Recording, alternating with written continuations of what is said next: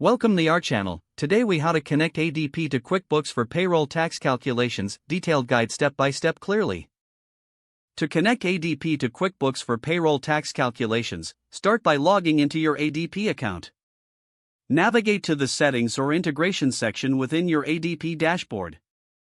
Locate the option for third-party integrations and select it.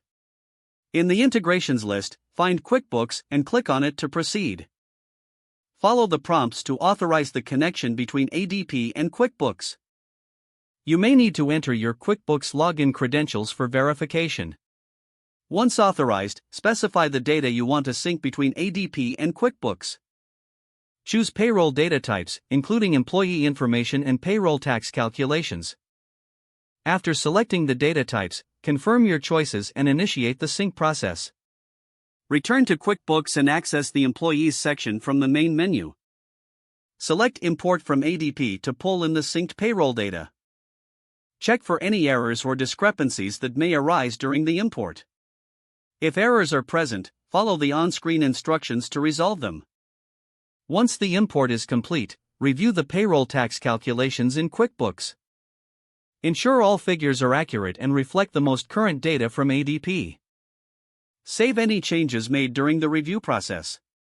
Finally, run a payroll report to confirm that ADP and QuickBooks are in sync. If the page does not load, refresh the browser or try again in a private or incognito window. Make sure you are using the correct email address, then retype it carefully to avoid small typos. If your password is not accepted, use the reset option and create a new strong password you can remember. Check your spam folder for verification or security emails, then complete any requested confirmation steps. Enable two-factor authentication if available to improve account security and reduce unauthorized access risk. After signing in, review your profile details so your contact information and settings are accurate and current. If you see an error message, note it down and try again after restarting your device and internet connection.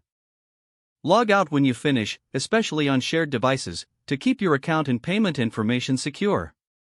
If the page does not load, refresh the browser or try again in a private or incognito window. Make sure you are using the correct email address, then retype it carefully to avoid small typos. If your password is not accepted, use the reset option and create a new strong password you can remember. Don't forget to like this video and subscribe to our channel for more step-by-step tech guides.